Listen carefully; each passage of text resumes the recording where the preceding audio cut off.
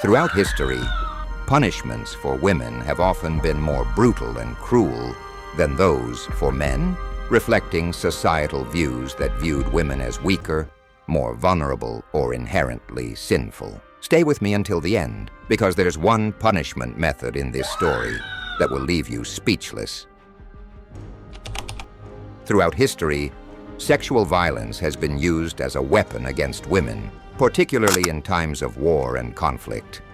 It was often employed as a tool of punishment and domination, meant to humiliate and break the spirit of women. During wartime, women were often seen as spoils of war, with their bodies used as instruments to exact power and control over enemy populations. In ancient and medieval wars, women captured from rival factions were subject to sexual violence. These women were not just victims of physical assault, but were also subjected to psychological torture, as was a tool of terror. In some cases, was formalized as part of a punishment, designed to strip away the woman's dignity, family ties, and sense of self. During the Spanish Inquisition, women, particularly those accused of heresy, faced extreme and often fatal punishments.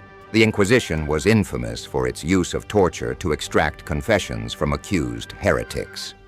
Women were often accused of witchcraft, blasphemy, or undermining the Catholic faith.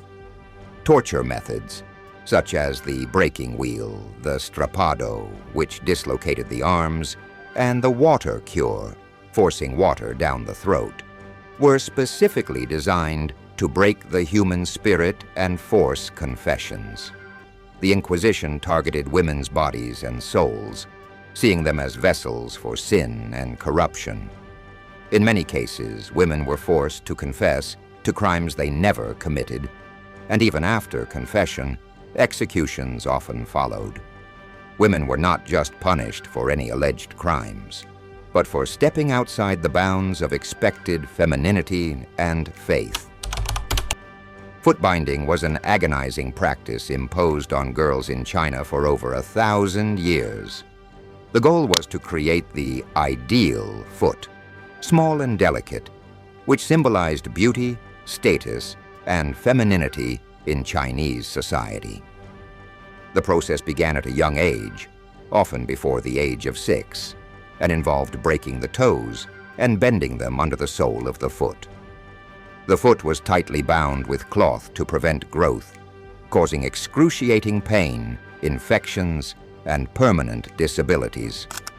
The psychological and physical effects were lifelong, with many women unable to walk without pain. While footbinding was a culturally ingrained practice, it also served to restrict women's movement, symbolizing their subordinate position in society. This cruel tradition persisted for centuries, as the control over a woman's body was seen as integral to maintaining social order and patriarchal control. The Iron Maiden is often associated with medieval torture, though its actual use in history is debated. This device, a spiked coffin-like structure, was designed to enclose a person, with spikes positioned to penetrate the body, particularly the torso and face. Women were sometimes specifically targeted with the Iron Maiden, particularly during the height of the witch trials and inquisitions. The punishment was intended to break the spirit and body of the accused. The woman's body was impaled as part of the so-called justice for perceived wrongdoing. In the 16th and 17th centuries, women who broke societal norms or were considered fallen women were often sent to workhouses or reformatories, such as the Bridewell in London. These institutions were a form of punishment and control for women who were considered socially deviant, including sex workers, petty thieves, or women deemed unruly. The women were subjected to hard labor, living in harsh conditions, and forced to undergo moral reform through religious education. These institutions were often overcrowded and dehumanizing. For women, the punishment extended beyond physical labor These facilities were places where they were erased from society and stripped of their autonomy. The bridewell was particularly notorious for housing women and children in squalid conditions, with overcrowding leading to rampant disease and death. One of the most infamous and horrifying forms of punishment for women throughout history was the burning at the stake, often linked to accusations of witchcraft. The Middle Ages and the Renaissance saw widespread panic over witchcraft, and women were disproportionately targeted. The burnings were meant to serve as a public spectacle of power, designed to instill fear and maintain societal order. These women were accused of consorting with the devil, casting spells, or even causing death and illness. The trial process was usually a sham, with women often tortured into confessing.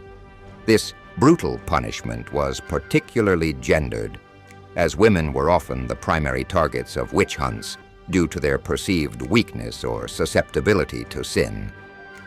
The burnings not only killed, but also symbolized the control society sought over women's lives. The scold's bridle, also known as the brank, was a cruel and humiliating punishment designed to silence women.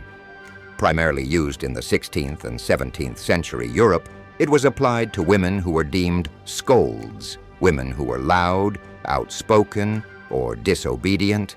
The bridle was a metal frame that fit over the head, with a spike inserted into the mouth to prevent speech, often causing immense pain and injury. Women were paraded through the streets in this device, forced to endure public ridicule and shame. The scold's bridle was more than just a physical punishment. It symbolized society's desire to suppress women's voices and assert control over their behavior. The public aspect of the punishment was meant to further humiliate and emasculate women, reinforcing their place in a patriarchal system where speaking out was seen as a threat. Methods may have evolved. The gender-based oppression of women continues to be a persistent feature of global societies.